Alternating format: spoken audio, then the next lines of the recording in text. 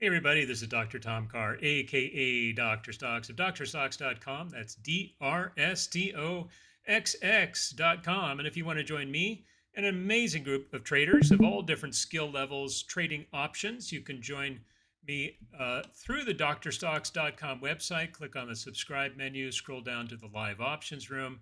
That's where this is coming from today. And if you want to add on our flagship live service, the live trading room, it's another Discord room with an even larger community of amazing people. You can do that at a 40% discount. You can bundle them together.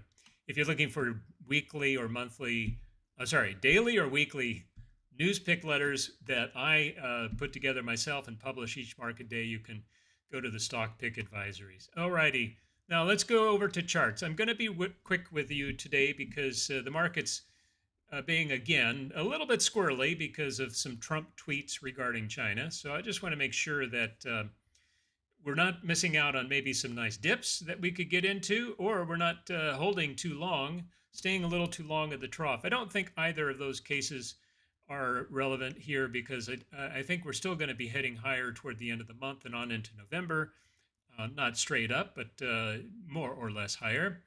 And most of the dip buys were found last week, right on the big, sorry, two weeks ago now, the big Friday crash on the initial Trump tweet that got all this started.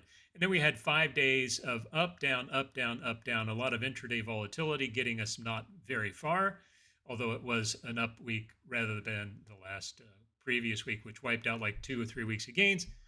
And then we had a breakout day yesterday, getting above the range highs, and it's a little bit of follow through today, despite some volatility on Trump. So we're heading up to new all-time highs. This is the S&P 500. I think by the time we get to first couple of weeks in November, we'll have a clearer picture of what October really was about. It seems to me that October is really a consolidation month. It's been a lot of back and fill. We see these flash crashes. We bounce right back the next day. We get this intraday volatility. We get a VIX up to 24, 25. None of that we've seen since the April bottom. So October's been a unique month in that way. But that's a good thing, right? When it's a good thing when you get a little bit more fear going in, you get people jumping out and going to cash, you get people moving into safe havens, and then they realize, hey, the market's still going up, and now I'm out. And now I better jump back in again if I want to, show my wife that I'm making money doing this trading thing.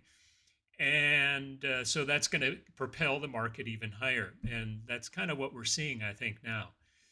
We're just halfway through, or 2/3 of the way through November. We've got the last third of October. I'm sorry, the last third of October tends to be a bit more volatile and a bit more bearish than the rest of the previous part of the month. October usually starts strong and ends weak, but nothing is nothing is ever certain. And seasonality, as I always say, is just a bunch of averages, and every year is going to be different, especially an election post-election year like this one, where you do tend to see seasonality patterns not conform quite so strongly. All right, so I'm not worried about the market. Maybe little intraday hiccups now and then, but I think in general, this is a good market to be a bull. And I don't see that changing until we get maybe out into quarter two, quarter three of 2026. So we should be in a pretty good place. We buy the dips and we can pare back on the rips. Same thing is true for the NASDAQ. It is right up against all-time highs. Yesterday was a very strong day for the NASDAQ, propelled higher mostly by the big mags. And we got way above the trading range, right? All these intraday highs in here got taken out yesterday. And we're confirming that today with a hold near yesterday's highs. All good, good, good, good. All bullish, bullish, bullish, bullish. But as always, trade with stops, obey the technical rules, trade with us here in the room so you'll get some good guidance and you'll be okay. Small caps index has been weak today, and it was the weakest on the early morning drop that we had. We had about an hour of selling right off the bell. But here's a good thing. I said this yesterday in the live chat that while the small cap index has not been performing nearly as well, as the two major indexes, the NASDAQ and the S&P, and it's not up at all-time highs. It's at 52-week highs, but not all-time highs. Um, it is ready now, getting started to get ready to have a really nice run into the end of the year, and small caps usually do. So in a bullish market, you usually see small caps outperform the rest of the market in the fourth quarter of the year. It's There's some good reasons for that, but we won't go into those. So we're looking now at a timely entry, which I'm still not sure we're there yet, but within this apex would be a very nice place to start building a position in the small cap index with a view of holding it 2 or 3, 4 months down the road. We are long Bitcoin. We got long Bitcoin on that big red flush out bar. We added a little bit more in both rooms yesterday, and we're getting some nice follow through today. Now, it could be that this is just a dead cat bounce, but I don't think so. I think this is a flush out of weak hands and an allowance of bigger money players to jump into Bitcoin. And we're also seeing a cooling off in the gold trade that's been super hot, right? And everybody was in it. It was a most crowded trade in the market. Everybody's coming out of gold now, and where are they going to go? Well, Bitcoin is one good place for them to go. So I like Bitcoin, not just for this initial bounce, and I do think it is initial bounce. We'll probably see maybe a double bottom or something printing a higher low, and then we'll get a nice leg on into the rest of the year.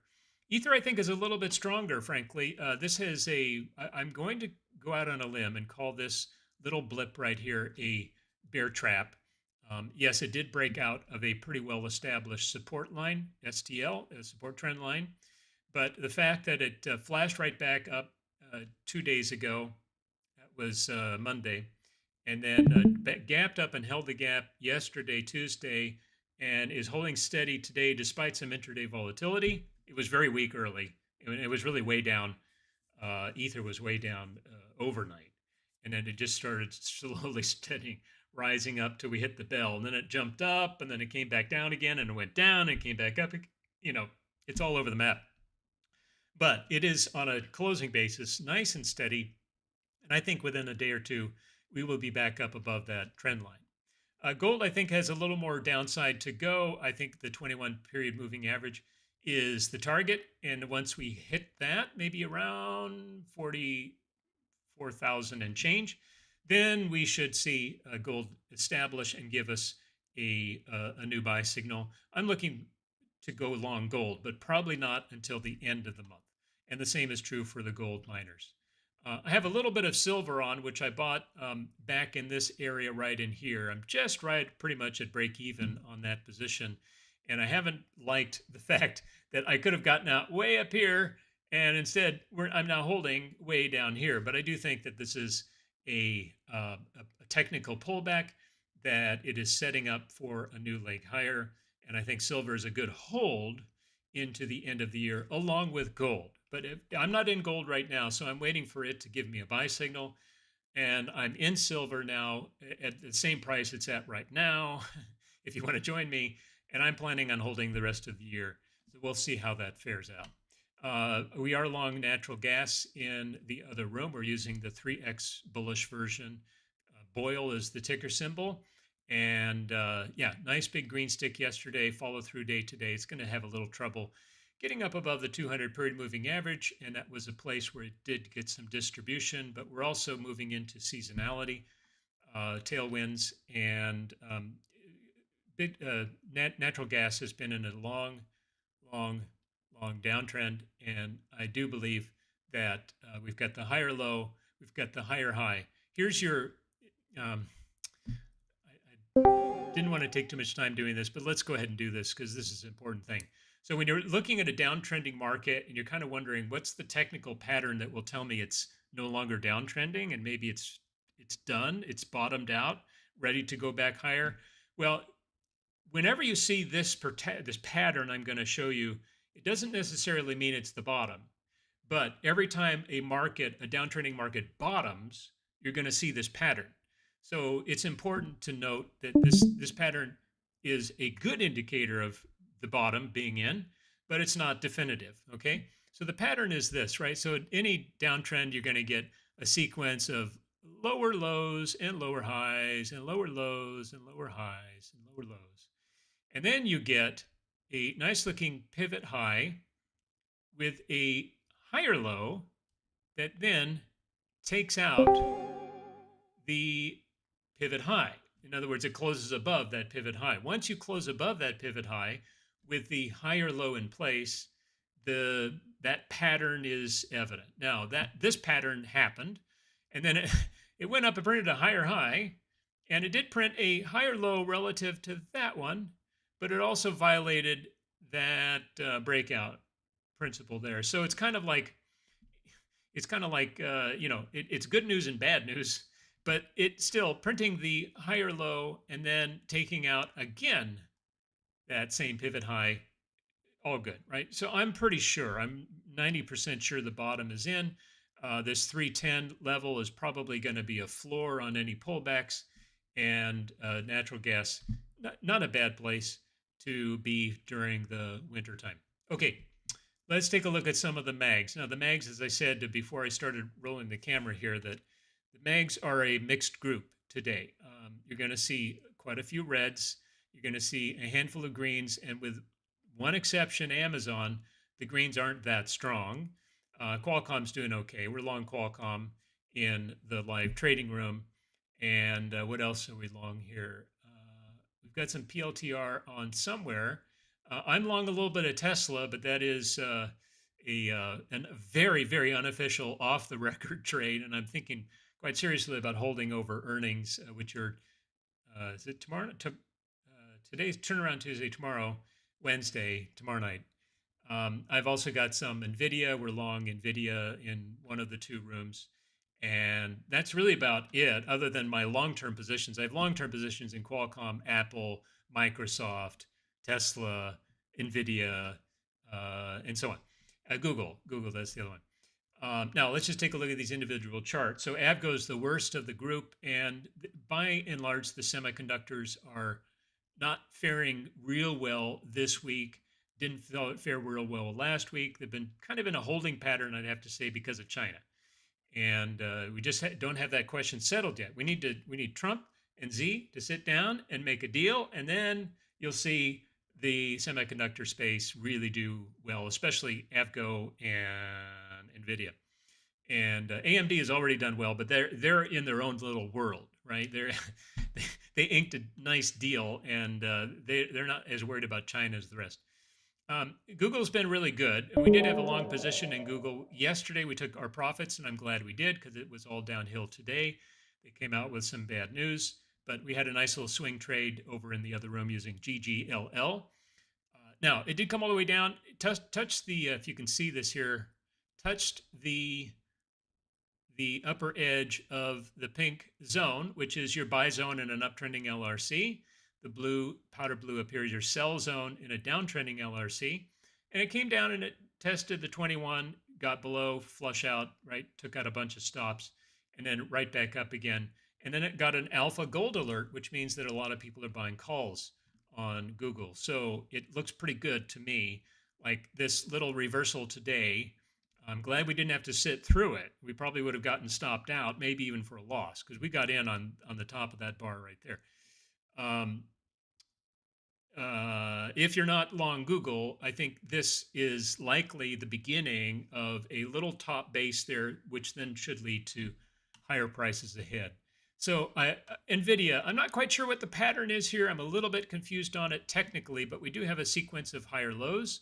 We have this line right here, which is around 184, that was support, and resistance, and then support, and now resistance again. So that's a very clear line, 184, 185. It needs to get up through that before it's going to do anything. And the tighter we get underneath that, the more days we get as a base underneath that. As long as we stay above, I would say, the pink zone and the 50, then it looks like it's ready to rip, and I mean rip, higher out of that and above 184, 185. And then we end up with new all-time highs above 200. So I like NVIDIA. I like our chances on holding it for a good multi-week swing trade. Microsoft is just kind of going nowhere, but it is getting closer and closer to the apex. It's holding above the 21. It's holding above the 50. It's still uptrending. It's got earnings coming up, so I'm not sure. Actually, that last earnings was a big gap up, which was good, but then it was downhill for a couple of weeks. There's another big gap up. What's the last one? And there's a big gap down. So not Google, Microsoft can really move on earnings, and I wouldn't really want to take that kind of a chance on holding it over earnings. So I would wait, and it's probably going to be inside of this apex by the time it gets to earnings, and then we'll see where it is after that. Tesla has earnings tomorrow night. It is a nice looking bullish trend here. So compare Microsoft. Microsoft is very flat trending, and it's been almost sideways for weeks. Now look at Tesla. Tesla has been going up, right? Here's your big momentum move. Here's a consolidation move. Here's a rounded bottom base off the 21 period EMA.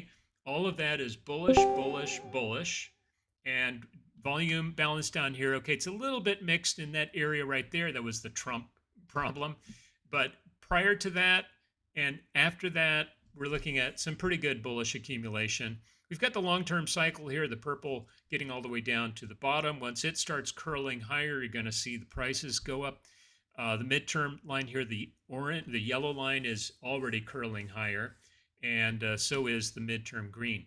So we've got cycles on our side. We've got the rounded bottom base, which is bullish, and everything else is just kind of trending higher. The only thing we need to get through tomorrow night is Mr. Musk, who is notoriously bad at launching investor optimism on the conference call. So we just have to wait and see.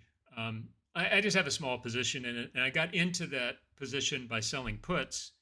I was selling the 20s and then the 19s, and so my cost basis is down around 17 and a half for I'm sorry, not for Tesla, but for TSLL, the leveraged version. So I'm inclined to just kind of hang on to it and see where it goes. PLTR is tight, kind of like Microsoft, right? But PLTR, I think, we can be more bullish on PLTR for fundamental reasons. And we've got a sequence of higher lows all the way up, which you're not really seeing that much in Microsoft, and we're holding above the 21. And I do think that this is a pretty good place to accumulate shares, hold on to them for a while until we see that upside give. Oracle has been in a world of hurt. I'm not exactly sure why, because we were trading this pattern and it didn't quite pan out. We got stopped out on that day, and then it just kept carrying further down. It did tag the 50-period moving average. It's printing a little tiny bar down there at the bottom, which is typically a reversal bar. I would prefer to see that turn green by the end of the day. The long-term cycle is down. The short-term, medium-term cycle is rolling higher. But there's a lot of distribution going on in here ever since the big upside day on earnings. I do think that pattern was playable, but it is no longer playable because you don't want to have a right shoulder that's lower than the left shoulder. All right, so Oracle is on a no-go zone for me, but I want to track it to see where it goes. Facebook looks okay, but not that great. This is a rounded bottom hold here and a bounce out of that from the pink zone. And we did get back up above the 21 period moving average. But you've got, if I can show you, I think there's a shelf here. No, there's not. Is there divergence? No, there's not. Okay, so never mind. I thought there was a volume shelf in here, but you do have, support that should be now resistance around 740, and it's already at 732, 733. So I'm kind of thinking Facebook is going to stall out here for a little bit, but we'll see. Netflix is actually did. It broke out of this very soft pullback, but it is in still a downtrending LRC. So anything can happen upside or downside. Apple's been very strong, new all-time highs. This looks good. So if you like a breakout play, there it is, right? Big volume, upside, follow through day to day. Your support now is 258 and change. And yeah, I like Apple a lot here. I don't think I'd hold it over earnings, but until then or after then, sure. And Amazon is the star today among the mags. Now, it does have some overhead, right? You've got the pivot high here. the 50 and this little RTL. That's not going to be that material, but there is some resistance right at current price. If we look at this cluster right there, right? Support, support, resistance, resistance. We're right there. And, but I wouldn't sell it. If you're already long, hold it, move up your stops, trim off some profit. If you're not long yet, I'm not sure I'd get in just now, but we'll see. I said the same thing about Apple a couple of weeks ago. It's not ready yet, and then it just took off. So I'm not always right. Let's go to the greens list real quick. So there are a few on here, and I wish I had marked the ones that looked a bit better, but let's just kind of go through. How shall we do this? Yeah, let's just go through the worst to the best. I'll kind of skim through these a bit. So this one is a nice pullback. Note, that is a very sharp pullback. It's much greater than a 45-degree angle. And typically when that happens, you get the bounce up. And yesterday, a lot of people got in, UAMY, people in my pro trading group were out buying shares because of that bounce, because it was really looked quite strong on big volume. Off the 21, everything's rising, and it's a big Momo stock, and nobody wants to miss out on the next leg, and then it's right back down again for no reason that I can see. So big, strong drop tends to get an ABC pullback. We've got the A, we've got the B. Now we're waiting for a C wave down. HUD is doing okay. It should be doing better with Bitcoin and crypto doing well today. So that's a little bit of a concern, but it got an upgrade, or at least a price target upgrade, and some good write-up today. I think it's one to watch. Maybe till, let's see it come back down to 44. BBAI, I'm going to have to take this off the list. I have it on the list because it got some really good call flow last week, but now it's broken that trend line, so it's off. Wolf is I think it's another crypto type play, AI type play, and it's down into 21. If you like to buy pullbacks at support, this looks like a pretty good one, right? Uptrending market. ABC pullback to the 21 period moving average. For me, I prefer to wait until it holds and then gives me a reversal bar on pretty good volume, and we're not there yet. We're long hood in the other room. It's not doing very well for us today, but to me it looks like just some back and fill filling the gap, and so we'll hang on to it until we get stopped out if we do. BMNR is at play on Ether, and as I showed you before, it's getting some good call flow. Not doing a whole lot just yet in terms of the price. Okay, let me scroll down here. We just went long some TEM calls in the options room, and it's a nice looking setup. This is one of my favorite setups right here. If you can memorize this, this is a good one to memorize. So you've got the stacked MAs, 21 over the 50, 50 over the 200. All of them are at least flat, if not rising. The LRC is rising. We're still in the upper half of the LRC. We're above the 21 period moving average. The pullback is at a nice 45-degree angle, and we're building some pressure on that RTL from below. That's typically where it gives way. I think if the market were stronger today, we'd see this one breaking out, but we'll wait on it for a few days. We looked at NVIDIA, PLTR. We're long some PDD calls. Here's that same pattern again, right? Stacked MAs, everything's uptrending, banging up against the RTL in a soft pullback. This is less than 45 degrees, which is good, and almost got the breakout today, but I like that it's holding up near yesterday's highs. We're long. I'm long Sophie in a kind of experimental trade. Actually, it was an official trade before, and then we took profits, and now I'm back in the calls again. Same reason, same setup. One of my favorite setups right here. Stacked MAs up against the RTL. Everything's rising. Here we have a fresh MACD buy signal. We've got a fresh rolling higher of the long-term cycle. Everything looks good for Sophie. The only thing I'm a little worried about it, I probably don't want to hold it over earnings, so I'd like to see it move quickly between now and then. Okay, kind of like snow. It's doing a nice little consolidation here, very bullish consolidation, very good looking chart. And this one, I know, keep an eye on this one. It tagged the midline of the LRC, bounced right back up again. It is green today in a mostly red market. and it just needs to kind of get a little closer to that RTL for me to be interested. I'm long UNH with the leveraged ETF bought on that day right there. It's an unofficial trade in the live trading room, and it's been all uphill since my entry. UNH likes to do these rounded bottoms, right? And here's a third one. So a rounded bottom, zoom higher, rounded bottom, zoom higher, rounded bottom, and we're in the middle of zooming higher again. Excuse me, I've got a scratchy throat. PGY, I like this one a lot as a pullback all the way to the bottom part of the LRC. It's a little bit longer than you would want, but it's not quite ready to go, but it is printing a nice rounded bottom there. We just need to see a little bit more much better bullish volume balance, but the long-term cycle, the midterm cycle are both moving in the right direction. So I think this is just a matter of time. Galaxy reported earnings. It was a big gap up. We bought calls in the options room when it came all the way down here. We got it very close to the bottom of the day where it pulled. There's like 40 and 70, 40, 65 on the underlying, and it held that level, started to go sideways for a little bit. Volume started to come in, and that's when we jumped on some calls. And yeah, it got all the way up here, 44 almost, and it's pulling back a little bit now, but we should be okay with that one. Been waiting for you to get on track. It's breaking out of a falling wedge today, but I'm not really, I don't really want to add much more risk to my holdings, and this is on the riskier side.